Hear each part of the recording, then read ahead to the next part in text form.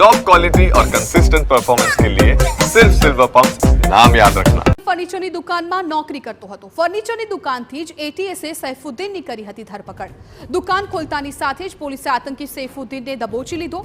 સૈફુદ્દીન 8,000 રૂપિયાના પગારથી 2 વર્ષથી કરતો હતો નોકરી। દુકાન માલિકે સૈફુદ્દીનની પ્રવૃત્તિ અંગે અજાણ હોવાનો કર્યો દાવો। દુકાન માલિકે આતંકી સૈફુદ્દીન સારું કામ કરતો હોવાનો કર્યો દાવો। ખૂબ જ મહેનતુ છોકરો હતો, ક્યારેય કોઈ તકલીફ ન હતી। દુકાનમાં મોબાઈલનો ખૂબ જ ઓછો ઉપયોગ કરતો હતો।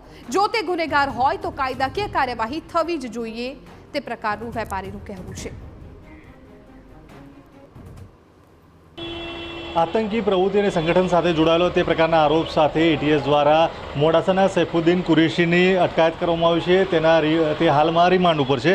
વાત કરીશું જ્યાં તે નોકરી કરતો હતો, જેના ત્યાં કામ કરતો હતો તે માલિક સાથે। ગુલામ નબીભાઈ, જે પ્રકારે આ યુવક અહીં કામ કરતો હતો, આપને અત્યાર સુધી તેના ઉપર કોઈ શંકા હતી ખરી? ના, કોઈ શંકા હતી નહીં। એના જેવો કોઈ છોકરો મહેનતુ ઈમાનદાર એવો કોઈ છોકરો અમે સુધી જોયો બી નથી અત્યાર સુધી। એટલે કોઈ દિવસ એવું લાગ્યું નથી કે કોઈ આવું કરતો હોય કે કોઈ જોયો હોય। કોઈ દિવસ મોબાઈલમાં બી એવું લાગ્યું નથી કે ટાઈમ મળો તો મોબાઈલ બી વાપરો માણસ। બરાબર। એટલે અહીંયા જ્યારે દુકાનમાં હોય ત્યારે મોબાઈલનો ઉપયોગ નહોતો? ટાઈમ જ ના હોય। પછી અત્યારે અમારે સિઝન ચાલતી હોય, કંઈ ને કંઈ કામ હોય, એટલે માણસને કેવું કે કોઈ બી બાજુ નોકરી કરે એટલે ત્યાં મોબાઈલ તો એલાઉડ હોય જ ના વાપરવાનો એના માટે। એટલે ફ્રી પડે તો કદાચ લે તો લે એમ। જે દિવસ સવારે એટીએસની ટીમ અહીંયા તેને ઉપાડવા માટે આવી, તેને અટકાયત કરવા માટે આવી, એ દિવસનો ઘટનાક્રમ શું હતો? એ દિવસે તો હું ઘરે હતો અને ભાઈનો ફોન આવ્યો, મોટા ભાઈનો, કે આવી રીતના કંઈ થયું છે। બાજુવાળાનો ફોન આવ્યો એટલે હું દુકાને આવ્યો, જોયું તો અહીંયા આગળ કંઈ સમાચાર મળ્યા ના, એટલે હું પછી પોલીસ ખાતામાં એમાં તપાસ કરી, પણ કોઈ બાજુ કોઈ ન્યૂઝ હતા નહીં।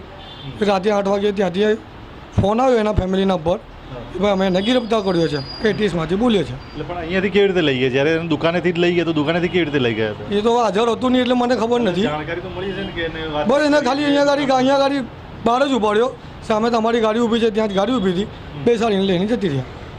કોઈ વાતચીત કોઈ ચીજ નહીં, તમને લોકોને કોઈ ના કોઈ ચીજ નહીં। એટલે છોકરા આજુબાજુ કીધું કે ભાઈ શું છે, પણ કોઈને જવાબ જ નહીં એમ। અત્યાર સુધીમાં પોલીસ તરફથી કે એટીએસ તરફથી આપનો કોઈ સંપર્ક સાધવામાં આવ્યો, આપની સાથે કોઈ નિવેદન લેવા માટેની કોઈ કાર્યવાહી કરવામાં આવ્યું ખરું? એટીએસમાં મોટા ભાઈને એમને કાલે પૂછ્યું હતું। શું પૂછ્યું? એ બધું માહિતી નથી મારી પાસે। આખરી સવાલ, જે પ્રકારે આ આરોપો જે તેની ઉપર લગાવવામાં આવે છે, આ આરોપો સાચા હોય તો શું કાર્યવાહી થવી જોઈએ? જે કાનૂની કાર્યવાહી પ્રમાણે જે થવું જોઈએ થવું જોઈએ, જે સજા થતી હોય એ થાય। બરાબર। એ વાતનું દુઃખ ખરું કે જો આ પ્રકારના આરોપો જો લાગ્યો હોય અને એ પોતાના તે નોકરી કરતો અને આ પ્રકારની પ્રવૃત્તિ કરતો હોય તો ન કરવી જોઈએ? હા, દુઃખ તો ખરી જ ને। એટલે કંઈ આવું કંઈ થાય એને ખબર પડે એટલે આપણે બી દુઃખ તો પહોંચે જ કે બહુ ખરાબ કહેવાય। આ હતા ગુલામ નબીભાઈ। જે પ્રકારની વાત છે કે જે પ્રકારે આ પ્રકારની પ્રવૃત્તિ કરે છે તે પ્રકારનું જાણ્યું, ત્યારબાદ એમનું કહેવું એમ છે કે આખરી કાર્યવાહી જે છે તે પણ થવી જોઈએ અને જો આ પ્રકારની પ્રવૃત્તિ કરી હોય તો તેને યોગ્ય કોર્ટ દ્વારા કાર્યવાહી અને સજા પણ મળવી જોઈએ। અવનીશ ગોસ્વામી, TV9 મોડાસા। તો અરવલ્લીના મોડાસાથી ઝડપાયો હતો આતંકવાદી સૈફુદ્દીન કુરેશી। એટીએસે સૈફુદ્દીનના કાકાનું નોંધ્યું હતું નિવેદન। આતંકીના ભાઈએ પ્રવૃત્તિ અંગે અજાણ હોવાનો કર્યો દાવો। સૈફુદ્દીન સવારે નોકરીએ જતો અને સાંજે આવતો। એ કોની સાથે વાત કરતો તે અમને કંઈ જાણ નથી। જે મારા ભાઈએ કર્યું તે ખોટું જ છે તેવું આતંકીના ભાઈનું કહેવું છે। જો અમને જાણ હોત તો આવું ન કરવા દેત।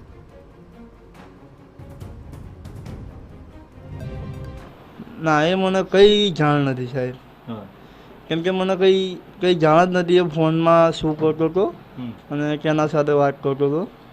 બીજું શું, જે પ્રકારે એના આઈડી સામે આવે સોશિયલ મીડિયામાં, આપને પરિવારને જાણ હતી કે એ આઈડી ઉપર અથવા સોશિયલ મીડિયામાં કેવા પ્રકારનું કામ કરે છે અથવા કોની સાથે જોડાયેલો છે, કોણ એને માર્ગદર્શન આપી રહ્યું છે, કયા લોકો તેના મગજમાં આ પ્રકારની વાતોને વધુ પડતી રીતે ભરી રહ્યા છે અને કઈ રીતે આ ટ્રેક ઉપર લઈ ગયા છે, એ કોઈ પ્રકારની આપના પરિવારમાં જાણ કરી? ના, કોઈ જાણ નહીં, કોઈ જાણ નહીં, એવી કોઈ જાણ નથી અમારા પરિવારમાં। એ સાંજે આવતો હતો, સવારે 9 વાગે જતો હતો જોબ પર ને સાંજે 8 વાગે આવતો હતો, ખાઈ પીને બસ પરિવાર સાથે મારી સાથે વાતચીત કરે ને પછી કલાક 1.5 કલાક જે રીતના આપણે ઘરના અંદર મોબાઈલ લઈને બેસીએ છીએ એ રીતના મોબાઈલ લઈને બેસતો હતો ને શું કરતો હતો અમને ખબર નહીં। તો આતંકી સૈફુદ્દીન કુરેશીના પાડોશીઓ ઘટના બાદ ચોંક્યા છે। પાડોશી જ આતંકી પ્રવૃત્તિ કરતો હોવાથી આ વાતથી આઘાતમાં છે। પડોશમાં પહેલા લોકો આતંકી સંગઠનોને વાતથી ફફડ્યા। આતંકી સૈફુદ્દીનનો પરિવાર પણ ઘરમાં જ પુરાયો।